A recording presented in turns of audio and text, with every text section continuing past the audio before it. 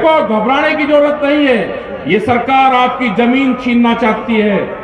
ये हमको पता चल गया कि सरकार की नियत हमारी जमीन के ऊपर है और हमको अपनी फसल और नस्ल बचानी है, तो आंदोलन का हिस्सा बनना पड़ेगा। अपने ट्रैक्टर को मजबूत रखना पड़ेगा। कभी भी कहीं पे भी कॉल हो सकती है, उसके लिए सब लोग आप तैयार रहें। एक जयकारे के साथ में शुरुआत करते हैं। वाहेगुरु जी का खालसा, वाहेगुरु जी की फतेह। दो तीन चीजें हैं, वे जरा ध्यान से सुन लेना, खास करके पंजाब के लोग। जो मेरी माताएं जाने लग रही है, जरा बैठ कर सुन लेना। आप ही के काम की चीज है। हो सके कि सरकार की जो पॉलिसी है कि कितना डिफरेंस करना चाहती है। देखो, दो तीन चीजें हैं। हम पहले हरियाणा की बात कर लेते हैं। हरियाणा, क्योंकि हरियाणा की जीत की जमीन पाए, सारे किसान संगठन आए, हमारे सारे बड़े लीडर यहाँ पे आए। एसकेएम के लोग, जो 40 जत्थेबंदी के लोग थे, वे यहाँ पाए पंजाब से, और पूरे देश भर से करीब 500 से भी ज्यादा किसान संगठन के लोग आपकी तरफ देखते रहते हैं। हरियाणा में अभी चल रहा है कि जैसे गन्ने का यहाँ पे एक बड़ी लड़ाई चल रही है। हरियाणा में शुगर मिल बंद है और यहाँ की सरकार ने 10 रुपए बढ़ाए। हम देखते थे पहले कि हरियाणा में रेट बढ़ेगा तो पंजाब भी उसके साथ चलेगा। उत्तर प्रदेश और उत्तराखंड भी, भाई हरियाणा में इतना रेट है, बढ़ा दो, लेकिन कम रेट है। पंजाब उससे ज्यादा आ गया। उत्तर प्रदेश में रेट बढ़ गए 20 रुपए ज्यादा है, लेकिन 20 रुपए हरियाणा वाले, ध्यान से सुन लेना, 20 रुपए आपका किराया भाड़ा यहाँ पर लगता है, तो आप उत्तर प्रदेश के बराबर हो। आंदोलन तेज करने पड़ेंगे और भी सख्त आंदोलन करने पड़ेंगे। जैसे हमारे सरपंच हरियाणा के, क्या धोखा नहीं उनके साथ में हो गया? क्या उनका फंड नहीं काटा गया? क्या वे सरपंच बन गए आंदोलन करके? क्योंकि आंदोलन जब दिल्ली में चला तो बहुत से लोग सरपंची का चुनाव लड़े और वे जीते, उन्होंने सीधी सरकार को टक्कर दी। क्या नए नए कानून बना दिए? क्या ये देश कहता है, इस तरह का संविधान बाबा भीमराव अंबेडकर ने बनाया? क्या आप पक्षपात करोगे? ये सरकार धोखेबाज है, ये पक्षपात करती है। और एक कानून बना दिया सरपंचों का कि जो वहां का विधायक होगा, एमएलए होगा, उससे लिखवा कर जाना पड़ेगा। लिखवा कर जाओगा भाई, उसके खिलाफ तो वोट मांगी, और उसके वहां पर जाकर जो मेरा 2 लाख का ये रास्ता बनेगा, इसमें आप साइन कर दो।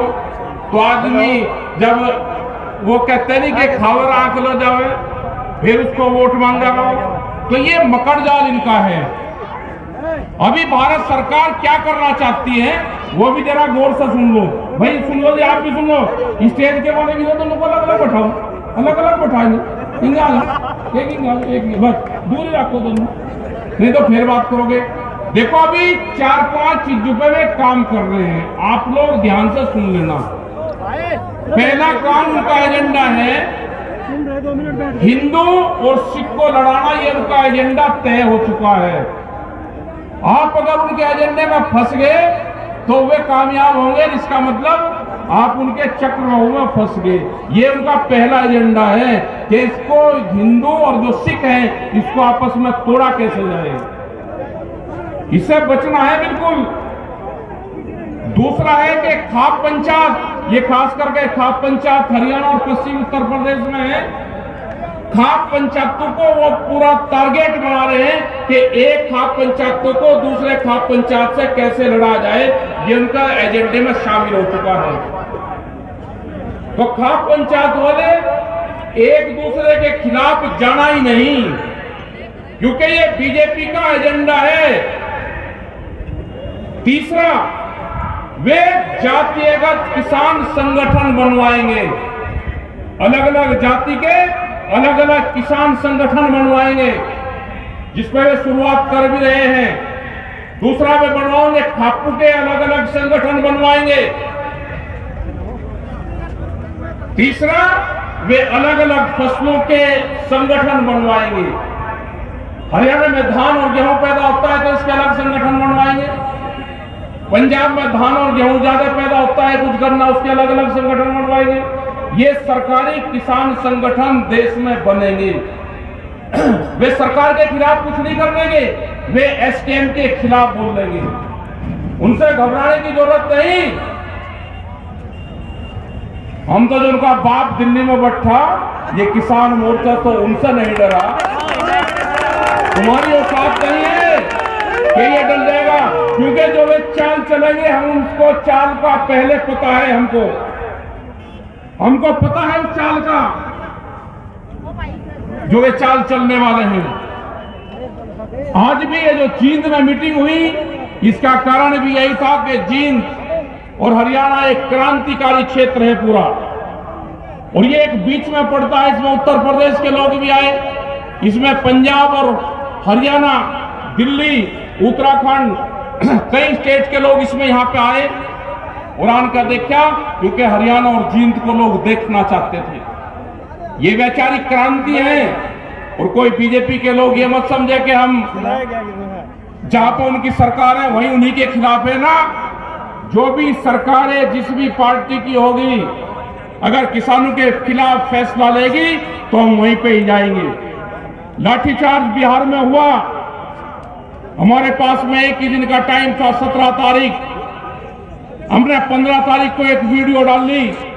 हमें नहीं पता कि कौन से गांव में लाठीचार्ज हुआ, लेकिन वहां के लोगों ने करीब 10,000 की भीड़ एक ही दिन में इकट्ठा करी और आज वहां पर ट्रैक्टर मार्च निकल रहे हैं। ये जो ट्रैक्टर क्रांति है, ये जो ट्रैक्टर मार्च है, ये निकल रहे हैं आज पूरे देश में निकल रहे। जब से भी हम संयुक्त मोर्चे की मीटिंग दिल्ली से 1 साल पहले खत्म हुई, वहां से स्थगित किया आंदोलन, हम पूरे देश में गए। हमारे जो लीडर हैं, किसान संयुक्त मोर्चे के 40 बड़े लीडर हैं, अब अपनी जत्थेबंदी के लीडर हैं, वे संयुक्त मोर्चे के लीडर हैं, वे पूरे देश भर में जा रहे हैं। उनकी मीटिंगें होती है, उनसे लोग सुनते हैं और लोग ये क्वेश्चन करते हैं कि एमएसपी का कानून कब बनेगा। वो आपको कहते हैं कि एमएसपी का कानून बनाओ, उस पर आप लड़ाई शुरू करो। ये वैचारिक क्रांति चल रही है। आज भी यहाँ पे प्रेस के लोग पूछ रहे कि ये मीटिंग क्यों करी। ये मीटिंग भी है, ये गोष्ठी भी है, ये पंचायत भी है, ये आंदोलन की रूपरेखाएं भी हैं। दिल्ली का जब मीटिंग होगी, 1 मार्च में मीटिंग यहाँ पे शायद तय करी, अभी उसकी डेट 15 से 22 के बीच में रखी। डेट कौन सी फाइनल होगी, क्योंकि कोई जगह आपको दिल्ली में देगा नहीं, हमको वैसे ही डेट पे डिक्लेयर करनी पड़ेगी। 9 फरवरी को जब संयुक्त मोर्चे की एक मीटिंग होगी, उसमें शायद वे डिक्लेयर करेंगे। यही हमारे लीडरों की बातचीत हुई है। देखो, घबराने की जरूरत नहीं है। ये सरकार आपकी जमीन छीनना चाहती है। ये हमको पता चल गया कि सरकार की नियत हमारी जमीन के ऊपर है और हमको अपनी फसल और नस्ल बचानी है, तो आंदोलन का हिस्सा बनना पड़ेगा। अपने ट्रैक्टरों को मजबूत रखना पड़ेगा। कभी भी कहीं पे भी कॉल हो सकती है, उसके लिए सब लोग आप तैयार रहें। जैसे आज 26 जनवरी, ये धोखे का दिन है। आज हम लोग खुशी मना रहे, दिल्ली में अपने 10 साल पुराने ट्रैक्टर दिल्ली की सड़कों पर चला रहे, और भारत सरकार जाल साजिशें रच रही, जाल बुन रही थी फंसाने का किसान के लिए।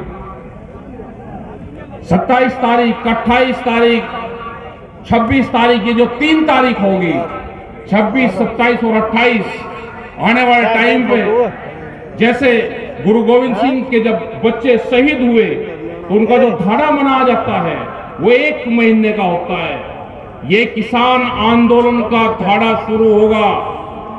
हम भी अभी तो 1 दिन रहेंगे वहां पे, 2 दिन चलेगा, 28 तारीख से आंदोलन चलेगा हमारा भी। हम भी झोपड़ी में रहेंगे, जैसे दिल्ली में किसान आंदोलन में रहे, ऐसे ही हम 28 तारीख से अपने एक जिले की समस्याओं को लेकर रहेंगे। लेकिन आने वाले टाइम पे संयुक्त मोर्चे से हम अपील करेंगे कि 26 तारीख ट्रैक्टर मार्च निकालने के बाद में 26 तारीख को रात को ही हम अपने डेरे और झोपड़ियां जमावे, 27 में रहे और 28 में रहे, और 29 तारीख को अपने जिले में, अपने गांव में पंचायत कर उसका फिर समापन करें। ये 4 दिन का आंदोलन का धाड़ा जरूर बनना चाहिए। ये याद रहेगा हमारी आने वाली पीढ़ियों को भी अगर हमने ये आंदोलन नहीं बताया तो आने वाली पीढ़ी भूल जाएगी, वो जमीन बिक जाएगी हमारी। और अगर हमारे ये ट्रैक्टर परेड हमारी चलती रहेगी 26 तारीख में, क्योंकि झंडा फहराते हैं हम 9 बजे तक और 10 और 11 बजे के बाद में ये ट्रैक्टर दिवस भी है, हमारा ट्रैक्टर 26 जनवरी को चलता रहेगा, तो ये आंदोलन भी याद रहेगा और किसान को ट्रैक्टर क्रांति भी याद रहेगी, आने वाली पीढ़ी को भी याद रहेगा। क्योंकि भारत सरकार 10 साल पुराने ट्रैक्टर भी बंद करना चाहती है। बिहार के अंदर वहां की खबरें आई कि ट्रैक्टर को पकड़ना शुरू कर दिया। हमने कहा कि जब किसान के ट्रैक्टर को सरकार पकड़ना शुरू कर लेना करेगी तो ये समझ लेना कि आपको आंदोलन सक्सेसफुल हो गया। ये बहुत सी जगह लड़ाई हमको लड़नी पड़ेगी, राजस्थान में लड़नी पड़ेगी, हमारा छत्तीसगढ़ में आंदोलन चल रहा, वहां के भी लोग यहाँ पे आए हैं, नया रायपुर वहां पर बढ़ना, वहां पे किसी बीजेपी की सरकार नहीं है। तो सरकारें ये समझ ले कि हम किसी पार्टी से बंधे हुए नहीं है, हम किसान से बंधे हुए हैं। जहां पे भी किसान की समस्या आएगी हम वहां पर जाएंगे, संयुक्त मोर्चा आपके बीच में खड़ा पाएगा। यहाँ की भी लड़ाई हम लड़ेंगे और पूरे देश की लड़ेंगे। आपने बात को सुना, शांति से सुना, आपका धन्यवाद। जय हिंद, जय भारत। राष्ट्र निर्माण की जानकारी के लिए ग्राउंड मीडिया चैनल को सब्सक्राइब करें और शेयर करें।